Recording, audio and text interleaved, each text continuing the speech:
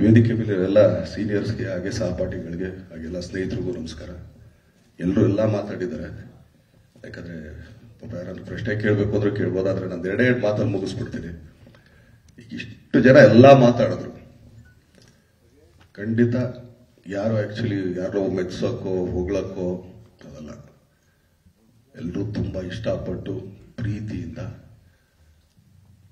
ತಮ್ಮ ಒಳಗಡೆ ಏನೇನು ಇಟ್ಕೊಂಡಿದ್ವು. ಯಾಕಂದ್ರೆ ಈಗ ಅವಾಗಲೇ ಶ್ರುತಿಮಾ ಹೇಳ್ತಾ ಇದ್ರು ಸ್ಪೇಸ್ ಅಂತ ಹೇಳಿ. ಈಗ ಇಲ್ಲಿ ಜನ ಬಂದಿದ್ದಾರೆ, ಅವ್ರವ್ರದ್ದೇ ಸೀಟ್ ಇದೆ, ಅದಕ್ಕೂ ಸ್ವಲ್ಪ ಕೆಲವು ಸೀಟ್ಗಳಿದೆ. ಸೊ ಸ್ಪೇಸ್ ಬಿಟ್ಟೇ ಇರ್ತೀವಲ್ಲ.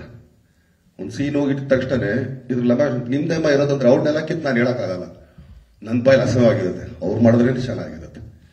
ಸೊ ಹಾಗೇನೆ ಒಂದು ಟೀಮ್ ವರ್ಕ್ ಅಂತ ಹೇಳೋದಿದ್ದಾರೆ. ಆಮೇಲೆ ಈ ಸಿನಿಮಾಗೆ ಕ್ಯಾಪ್ಟನ್ ಆಕ್ಚುಲಿ ನಮ್ಮ ತಾತ ರಾಕ್ಲೈನ್ ಅವರು. ಯಾಕಂದ್ರೆ ಅವ್ರ ಪ್ರೊಡಕ್ಷನ್ ಅಲ್ಲಿ 2ನೇ ಸಿನಿಮಾ.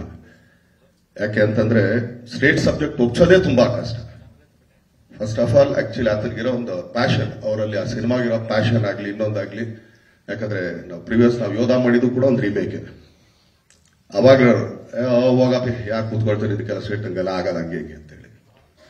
ಯಾವಾಗ ತರುಣ್ ಇದನ್ನ ಲಾಕ್ಡೌನ್ ಅಲ್ಲಿ ಸಿನಿಮಾ ಕತೆ ಬಂದು ಹೇಳಿದಾಗ ಯಾರು ಮಾಡೋದು ಏನ್ ಮಾಡೋದು ಇನ್ಯಾರಿಗೋ ಮಾಡೋದಿದ್ದ ತಡಿ ಆಕ್ಚುಲಿ ನಮ್ಮ ತಾತನ ಡೇಟ್ಸ್ ಐತಪ್ಪ, ತಾತನ್ಗೆ ಒಪ್ಸಿ ಹೋಗಿ ನೋಡು, ಯಾಕಂದ್ರೆ ತಾತ ಒಪ್ಪ ಡೌಟ್ ಇರುತ್ತೆ, ಆದ್ರೂ ಕೂಡ ಟ್ರೈ ಮಾಡು ಅಂತೇಳಿ ಒಂದೇ ಸಿಟ್ಟಿಂಗ್ ಕೂತಿದ್ದು. ಅದು ಇದೊಂದು ಹೇಳ್ತೀನಿ ಏನಕ್ಕೆ ಅಂದ್ರೆ ತರುಣ್ ಅದೊಂದು ಶಕ್ತಿ ಅಂತಾನೆ ಹೇಳ್ಬೋದು.